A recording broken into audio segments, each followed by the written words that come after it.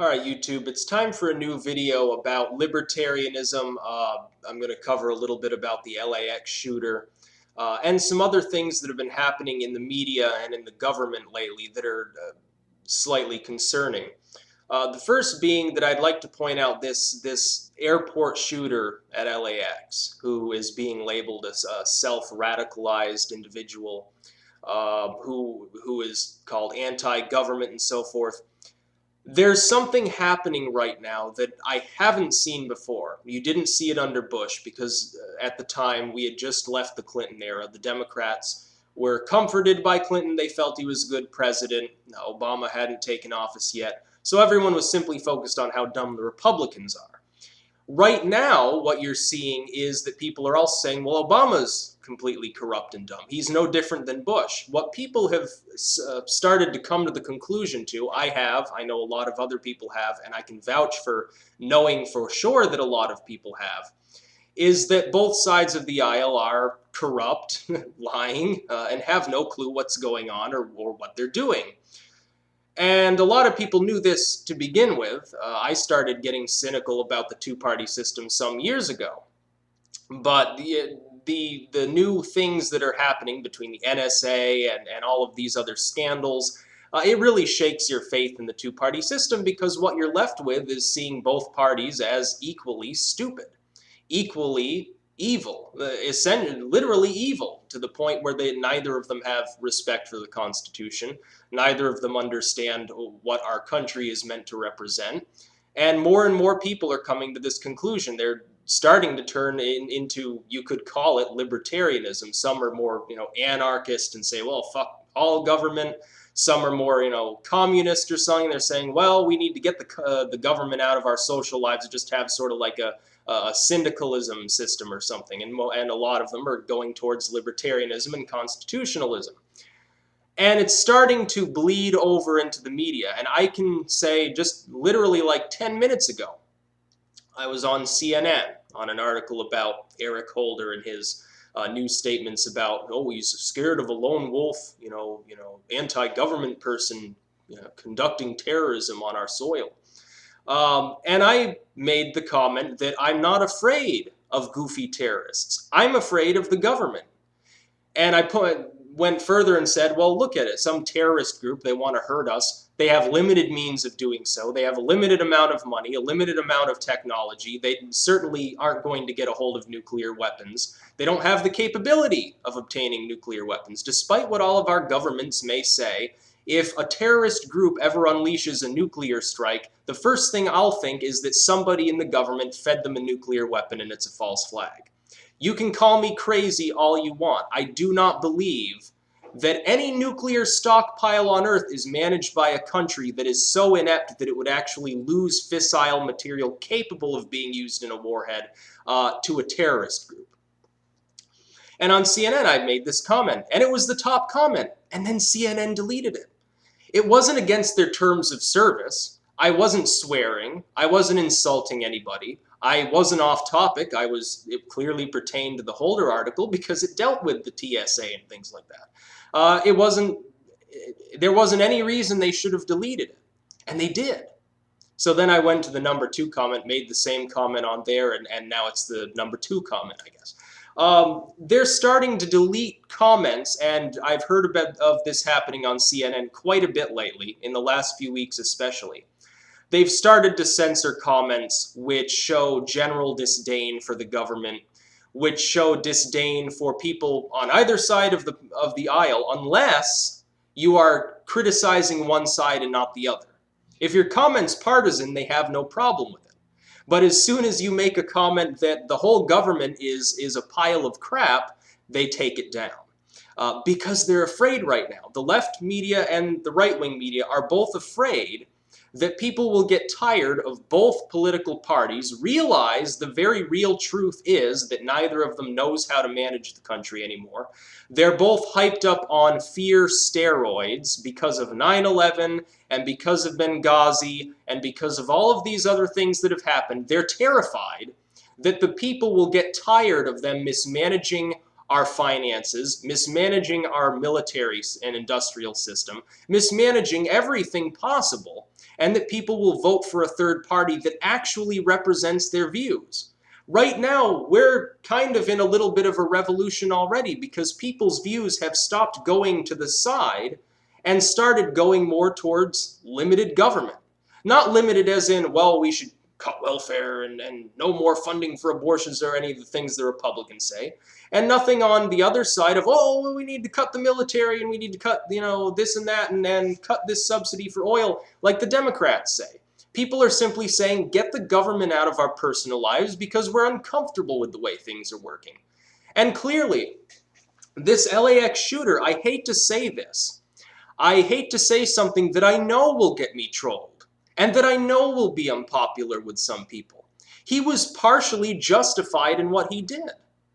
Certainly as justified as the government is whenever it kills people with drones overseas. It's killed American citizens overseas, clearly a violation of the Constitution when they killed, I can't remember his name, but there was an American citizen over there operating in a terror cell and they just droned him.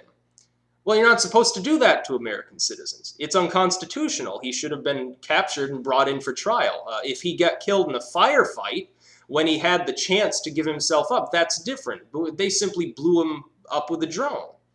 People are getting tired of this. They're getting tired of it because one of the reasons, and the government still hasn't wrapped its head around this, one of the reasons Obama got elected was because he said he would rein in the surveillance. He would rein in the militarism. He would rein in all these bad foreign policy decisions of the Bush years and put us on track to regroup with our allies and make at least a symbolic overture to the third world where all these terrorists are coming from. Because people said the reason these people are becoming radicals, and this is why terrorism exists, is because we acted first. Just like they're worried about self-radicalization of all these Americans, they're going to become revolutionaries and go blow things up. That wouldn't be happening if the government wasn't pissing off the entire population. To the point where there are a lot of people now who seem to have sympathy for shooters. They have sympathy for people who bomb things. As long as their main target, remember Chris Dorner, when he attacked the LAPD. They said, well, the LAPD is so corrupt, it no longer matters. The people holding power over states, over the federal government, over these various cities, over the military, over these agencies, are so corrupt, so out of line, and so not in keeping with our values, that it's almost a good thing when they die. I don't personally hold that view. I don't believe that we need this type of violence. But still, you can at least understand where these people are coming from. They feel like they have no other option. The TSA spends number one, it's acting unconstitutionally. Just because, oh, it's airplanes and they might get brought down into a building, and remember the 3,000 that died on 9/11, just because of that does not invalidate the fact that the TSA still is using unreasonable search and seizure. They are. They don't have a warrant to search you. And some people say, well, you voluntarily submit to these searches because you're using an airplane. That's nonsense. I don't see that in the Constitution. They sit there and they fiddle with little kids all day. I can't even believe the number of pedophiles that have probably joined the TSA. One of the reasons we've got less priests now is because they realize that if they join the TSA, they could grope kids and it would be completely legal. So I can't say, well, he did a great thing. He shot some pigs. I can say I can at least understand why he disliked the TSA so much. I can understand why he felt like he had no other option, because right now the government is acting without our permission. Almost everything the government's been doing since 9/11 has been without the permission of the public, based solely on fear. I've got a suggestion that I think would help everybody. We need to adopt a Russian system of foreign relations. That is to say this: end the surveillance state, because right now it's getting us in hot water with our allies and with the population. Do away with all that and simply have a pro-military stance instead. Because right now what we've got is largely an anti-militaristic sentiment, which is forcing the government, because it's paranoid constantly about terrorists, to, rather than attack these people on their own soil in retribution for American lives lost, which is what we always did in the past and what every nation has done in the past, it gives you a casus belli to go over there and kill people. And nobody has a problem with that. But instead, we're not doing that anymore. We're simply using surveillance on the entire population. It costs a lot more than a very short conflict, which involves firing a few missiles just to say, we told you we would attack you. Let's adopt a Russian system. Let's adopt a Teddy Roosevelt-style system. No more of the domestic surveillance, no more of none of that nonsense. It violates the Constitution anyway. Get rid of all of it. Get rid of the NSA entirely. Get rid of the TSA groping people constantly at airports and Port Authority on, the buses and so forth. Get rid of all of that and instead simply tell all the people around the world, we're not going to attack you. But if people within your country are attacking us and you, the government of that nation, are not doing anything about it, we will invade. We will kill you all. We will kill all the terrorists. We will level your cities and leave. And there's not a goddamn thing any other country on earth can do because they'd get destroyed too if they tried to stop us. That's what we need to do.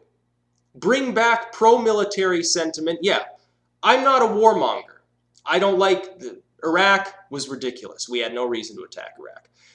Libya, it was ridiculous that we ever interfered there. Syria, it's ridiculous that we ever even thought about interfering in Syria. Afghanistan, you can sort of make, you say, well, it kind of made sense because we thought Osama was there now. He was in Pakistan. Everybody knew that he was in Pakistan. We just didn't want to fuck with Pakistan because we were trying to put him in our sphere of influence, pull him away from the Eastern world. Get rid of all that nonsense. Just say, we'll attack you and destroy everything if you piss us off too much, so keep your people in check. And we'll keep our people in check too. And we'll stop spying on all of your leaders, like Merkel and, the Prime Minister of Spain and so forth, pissing everyone off in the world. But yeah, right now, the media is censoring those who have anti-government views. And the government's even gone so far as to say, well, these people are radicals. Of course they're radicals. Can you blame them? All they see is the government fucking up over and over again. It's like the government has no idea what it's doing. You'd think if you get people together and you give them a multi-trillion-dollar a year budget, you give them free reign over the largest military on earth, the largest economy on earth, the largest almost everything on earth, the most productive land and the most apple pie and grandma in her rocking chair. The eagle soars through the skies and sheds a single tear on a flower called virtue. All of this mumbo jumbo that they always parrot, America the brave, America the beautiful, America the great, we're the world power, we're the empire, we're everything, we're the new Rome, we're, we can do anything, went to the moon, go to Mars, you can't stop us. Well, if all of that is true, then number one, how are a handful of terrorists going to do anything to us? And number two, you'd think these people running the show would have at least some idea what they're doing. And some idea, preferentially, about what the Constitution means, why our nation was formed. And again, let me clue people in for those that don't know. During the American Revolution, they were not fighting a foreign power.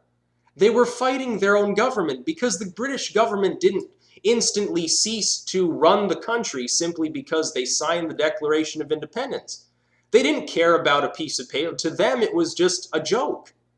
They still said, oh, you're still British to us. And then it forced them to fight to make their point that they no longer wanted to be British. Well, if you want to get rid of the tyrannical government right now, there are only two ways to do that, nonviolent and violent. People should start protesting more. People should be out in the streets, say, get rid of all this nonsense. The NSA wastes our time and our money, and it's making us less safe than we were before. So why do we even have it?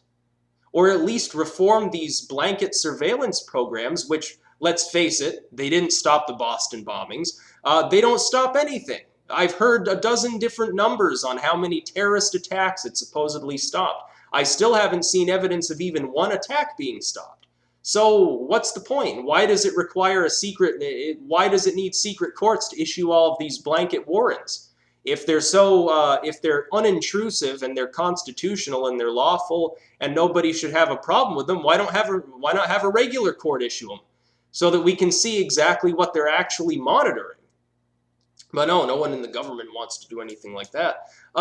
Then you've got the fact that the two parties right now are essentially one party. Look at Feinstein's an excellent example. I'll give Feinstein credit for coming out against the NSA spying on foreign leaders. But she never had a problem with it using blanket surveillance on the entire population plus tens of millions of people overseas, which shows she has no, Cat, you're having a sneezing spell, which shows that, you all right? My goodness. Which shows that she has no breadth of the Constitution. She has no understanding of it. Because she doesn't have a problem with a program that's clearly unconstitutional, but she has a problem with spying on foreign leaders, which has been done time and time again. It makes no sense. Self-radicalization is the new buzzword. If you're anti-government, then you must be a radical and you're going to take a gun and shoot people and you're going to blow yourself up and you're terrible, unpatriotic, lower than dirt, you're a terrorist. No, you're not. Most people in this country no longer like the government. When they talk about radicals, they're talking about most of the population. Most people at this point are either apathetic and don't care which party's in power because they realize both parties are screwy, so why bother to vote? There's half your population right there, and a large chunk of the other half honestly hates the government. I fall into that group. That doesn't make me a violent radical. It doesn't mean I'm going to go shoot an airport or blow things up. It just means I'm tired of the way things are because I'm sitting back here. I'm trying to sort out my life. I'm trying to do what I need to do, go to work or, I write books for work at the moment, get an education, and we're supposed to, stay out of debt, build a family, and then you've got your fatherhood card here, and you've got your, oh, well, too bad, we're in a recession, you can't get a job. The government's the one that mismanaged things. People aren't responsible for what the government's done because the government has done almost the opposite of what people want it to do for over a decade now. That's why we need to protest more. You can even do it online. You can circulate a petition. That's how we killed SOPA. We killed SOPA with an online petition. We could do the same thing for the NSA. People so far haven't done that, but you see on CNN and elsewhere, I've heard of NBC, Fox doesn't allow comments anymore, which is screwy in itself. You go to any of these news sites, they're censoring people because they're terrified right now. They think both parties are going to fall by the wayside. For the first time since the country was founded almost, the Democratic Party could lose power forever. The Republican Party, the party of Abraham Lincoln, we ended slavery and we were the party of the little guy, and now we're the party of moralists and corporations. They could fall by the wayside too. What we need is a third party option or a return to no parties and just say fuck it all because none of these people have a clue what they're doing. And then meanwhile, the media is busy covering the so-called right-wing media and the so-called left-wing media are both covering for their bought-out candidates, all of which are co-opted by the same corporations. Goldman Sachs funded Romney's campaign. They funded Obama's campaign too. Whoever won, they still got a cut of the winnings. They still got a little bit of an edge in on their competition to talk to whoever happened to be in power and say, well, we need you to sign such and such a bill. Oh, tell Joe Schmo in Congress he needs to author such and such. I promise it'll be good for the nation. Never is, but that's what they promise anyway. And the thing is, you have to assume that people like Bush or Obama or Romney or McCain or Palin or Bachmann or Gore or any of these other people, they either, clearly, one of three things is true. They're either tyrannical and they know what they're doing, they're simply violating the law because they want more power, or they don't know what they're doing and they're completely inept, or they don't know what they're doing, they mean well, but they're being purposely misled by other people in the government, or some combination of the three. Right now, it looks more like we've got a combination because we see the NSA right now could, in theory, spy on any politician in the country. It could theoretically then use that information to blackball them into doing whatever they wanted. You could call them the most powerful, the leader of the NSA is theoretically the most powerful person on earth right now, rather than Obama. He would be just a figurehead. All the NSA dude has to do is say, well, here's Obama's emails. He's talking about this, and that's clearly unlawful. He smoked this drug 20 years ago. Look at this email he sent to his kids. That doesn't look very presidential. We'll put it into a file as insurance. And then he walks up to Obama and says, well, I got all these great files on you. You better do what I say or else I'll release them to the public. And you'll be impeached so fast you won't even be able to fight back. And the NSA's been there and had these programs in place since the Bush years, which would then make you wonder why Clinton seemed to be the last president who actually acted of his own volition, at least partially. Of course, he was still bought off by the same corporations. So when they talk about the LAX shooter or any of these other people, and they call them self-radicalized terrorists, you have to at least stop and appreciate why they did what they did. They didn't simply act randomly. They didn't suddenly go nutty. They didn't suddenly have a brain spasm and randomly decide to shoot people. These were thought out beforehand.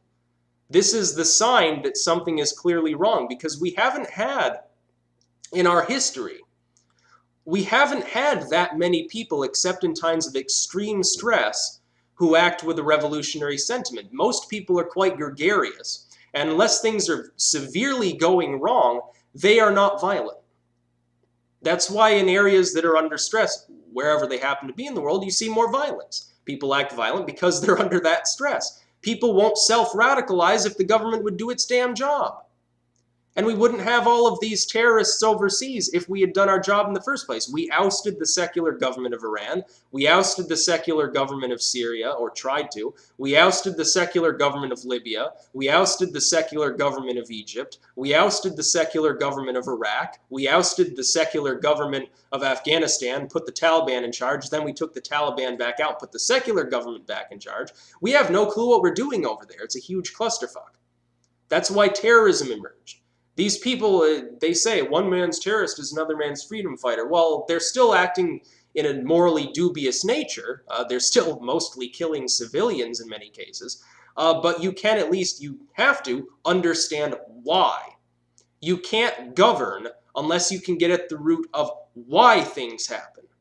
Otherwise, you're purely being stupid.